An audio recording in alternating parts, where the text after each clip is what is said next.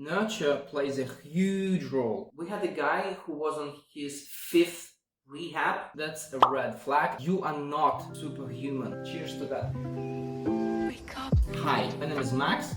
I'm a clinical psychologist and a former rehab employee. Today I want to answer popular questions about addiction recovery. Let's begin. I love a good drink. Am I an addict? I don't know. Here's a test for you. Ask yourself these 5 questions. Have your relationship ever suffered because of alcohol? Have you ever had conflicts fueled by alcohol?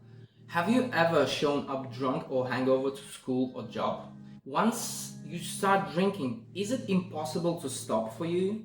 Are you facing health issues but still continue drinking? If you answered yes to any of those 5 questions, that's a red flag and I recommend consulting a specialist. If you have 5 no's, then you're good.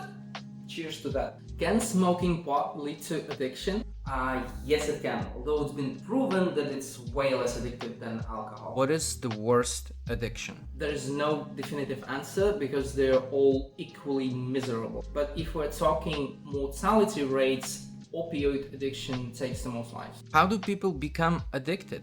Addiction doesn't follow one size fits all, it's a million different roads, and nurture plays a huge role. Your family environment can make you either very vulnerable to addiction or very resilient. It depends. Genetics also matter, and researchers state that the range of correlation is between 17% and 60%. How long does it take to cure addiction? It depends. We had a guy who was on his 5th rehab, and that happens relatively often because sometimes people need more than one attempt in order to recover because relapses are almost inevitable, at least not uncommon, I'd say. But on average, it takes 2 to 5 years to fully recover. But keep in mind that addiction is a chronic condition. It's like I don't know, diabetes. So you need to stay vigilant. Are different addictions treated differently? No. Booze, drugs, social media, porn, you name it. General mechanism is the same. Does the 12-step program work?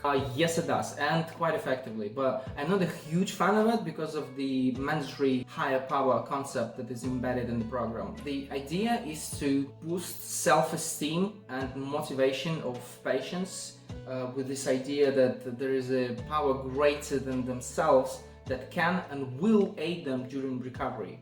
If you don't adopt this concept, you cannot move forward in the program. While this works, there are alternatives for people who prefer a different path. How can I help an addict? Start by gently drawing their attention to the problem. If the problem is already acknowledged, then try to motivate them to seek help. Both of these tasks are extremely difficult and require a certain skill set. But remember, you are not superhuman. Do not sacrifice yourself for this because co-addiction may arise. Just seek guidance from experts and support networks for efficient assistance. Can I just get my shit together and cure myself? On average, no, you can't. If you can, that might not have been a severe case of addiction or you possess some truly remarkable resilience. The problem is that you have to tackle multiple issues all at once. That's why it requires experience, knowledge, and assistance. Is going to rehab mandatory? Not always, but it's highly recommended because of the social and physical aspects of recovery, which we will talk about in a second. How is addiction treated? Addiction recovery involves 3 components. It's social, physical, and psychological. Let's break them down. So, social. The primary aim is to hold outside influence on the addict, including in a circle, because they can be co-addicted. Even though they may seem caring and loving, their subconscious actions perpetuate the addiction. That's why family members should go through treatment separately. So, second is physical, and the main problem here is withdrawal, because it's really important to completely cut off contact with addictive substance. Although symptoms of withdrawal can be insane, particularly for opioid addicts. Treating Conditions like HIV and hepatitis is also essential. Third is psychological, and this is an extremely large topic, but in short, it entails something like this. Working on acknowledging the problem, then raising self-awareness, then understanding and addressing root causes of addiction, then working on social and long-term planning skills, and in the end there's an existential therapy. Roughly in that order. Interestingly enough, after this whole cycle, which by the way takes from 2 to 5 years on average, people come out more resilient and aware than an average person. Can I just take pills and get better?